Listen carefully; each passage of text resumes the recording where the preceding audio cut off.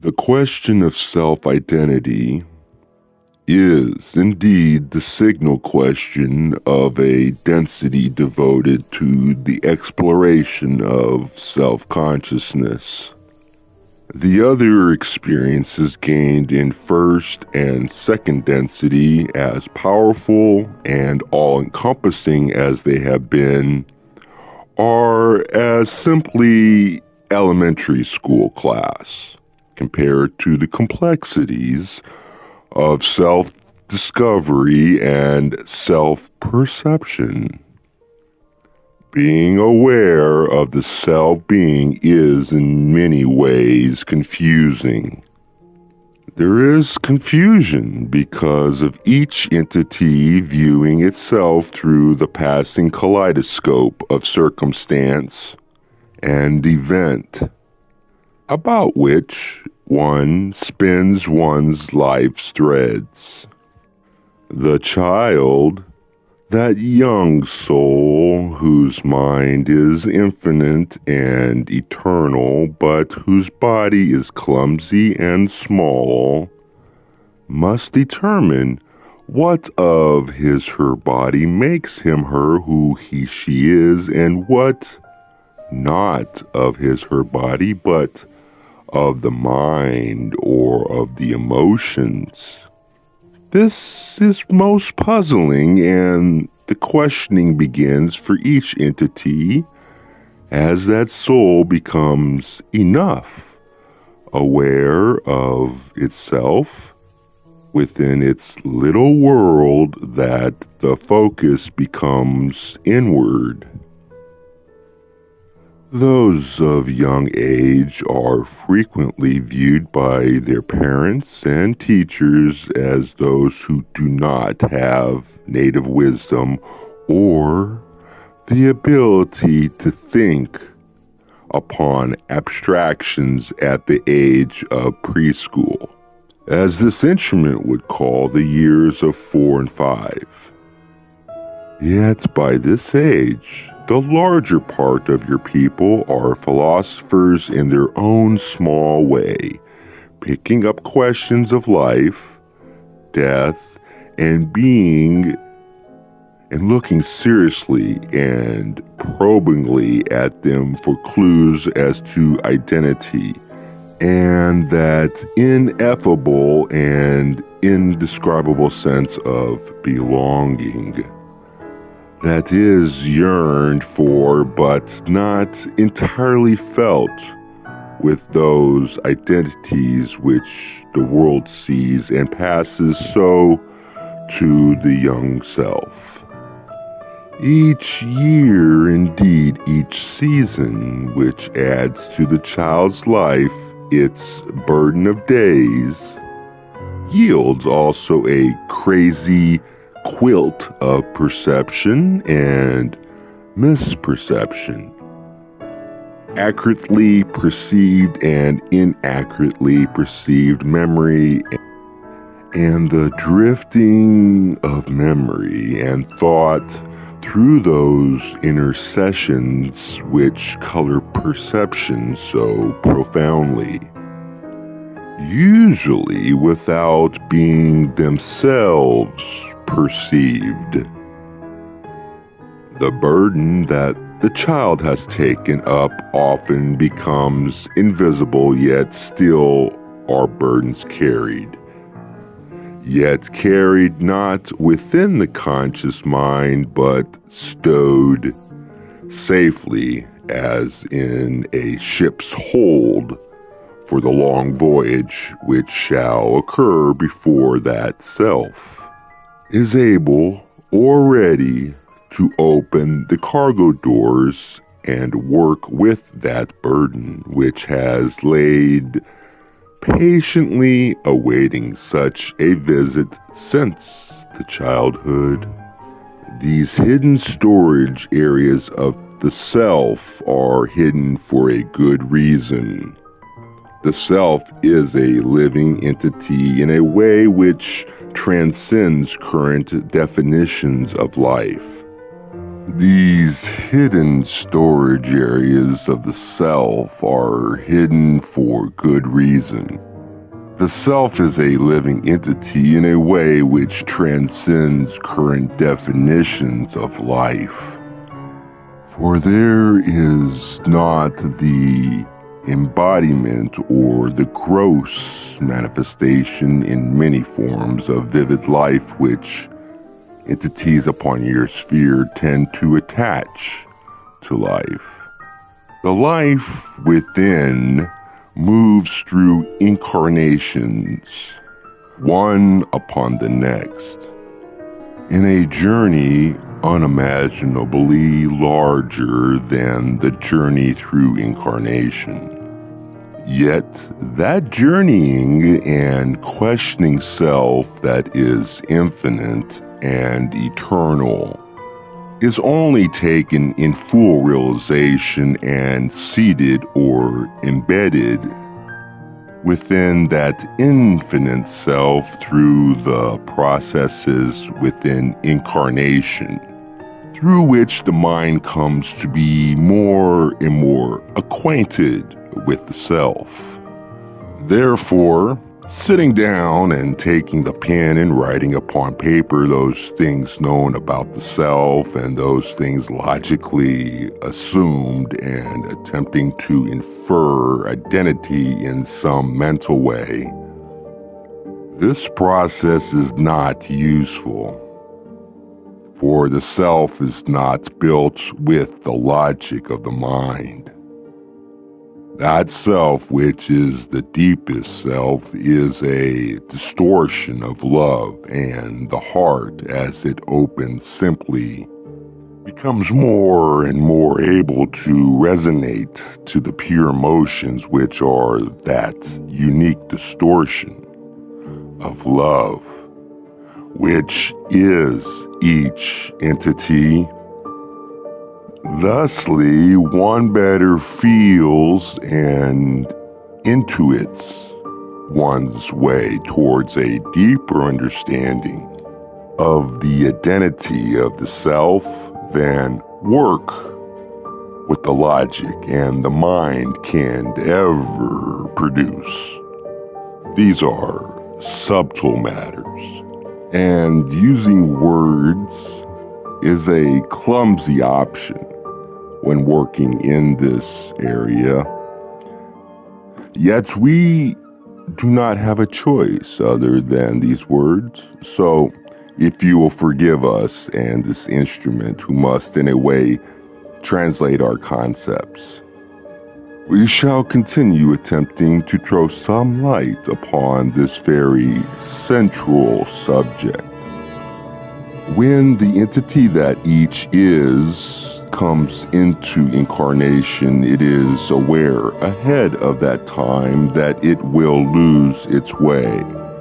It will not remember that way, and it will need to wake up in the life in order to begin that journey of self-discovery. Those such as this circle of seeking now present were awakened by the call of that nature which, as each grew, it uncovered within itself. So each has gone through several generations of thought concerning self-identity and has discarded many self-identities, finding them too limited and not enough evocative of self-perceived spiritual advancement or evolution. It is good to have started this searching, this pilgrimage, for as entities seek the light, as they are drawn to love, they are also seeking their identity. The ideals and philosophical arrangements which work to create a more spiritually aware life experience must hang in mystery and in veiling much that the self would know, yet cannot know within incarnation.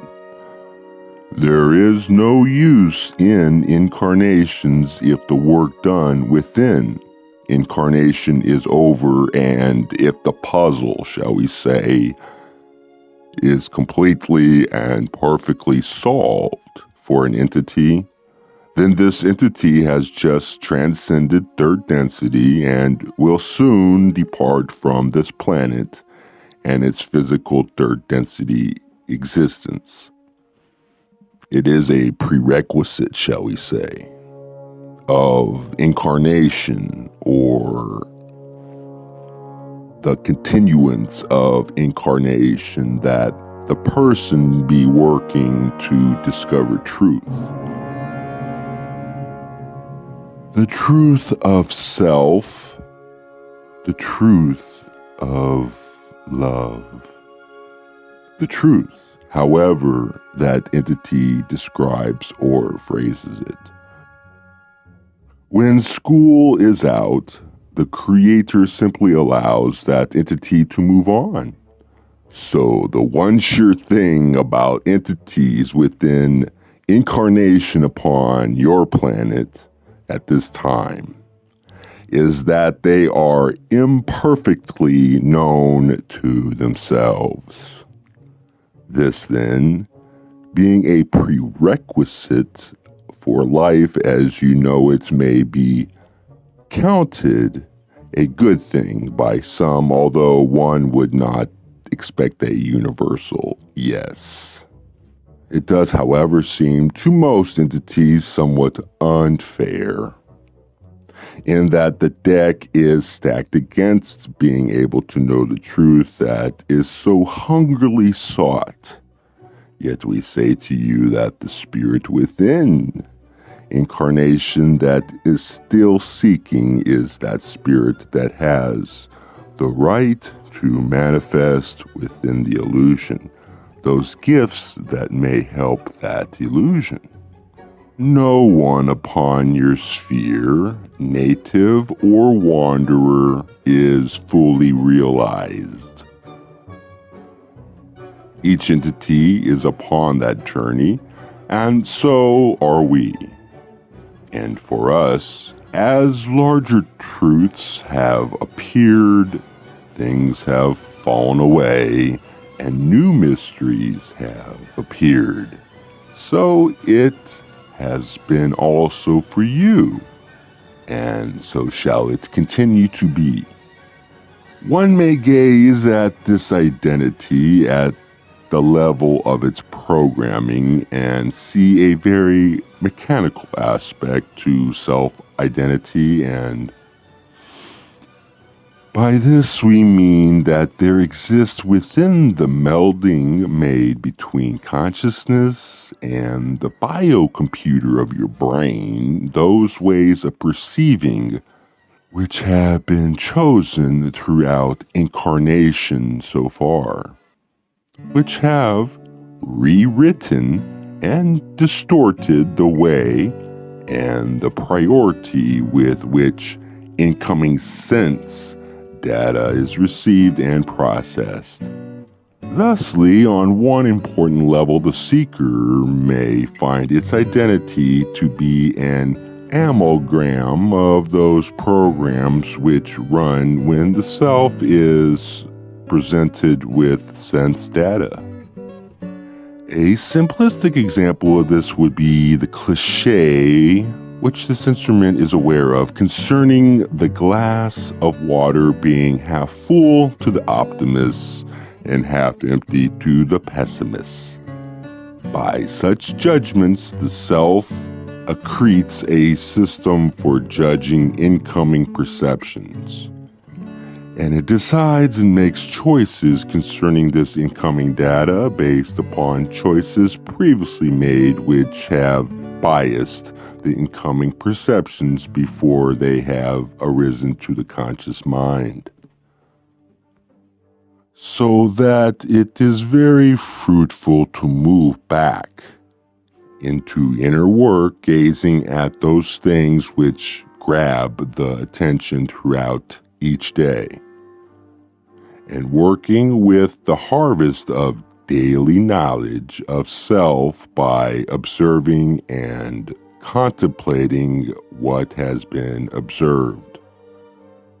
Much healing might be done by those entities who goes back into those early experiences which bias the program, discovering those centers of pain, anger, disappointment, or whatever negative complex of emotions caused that crystallization which distorted the programming in the first place. And we encourage those efforts to know the self by working with the memory and with the dreams which may offer memories which have been forgotten. However, it is equally helpful to surrender all knowledge of self as being utterly irrelevant to the self that wishes to become one with the one infinite creator, who wishes only to lose itself in that presence, who seeks to tabernacle with the infinite love that is the one creator.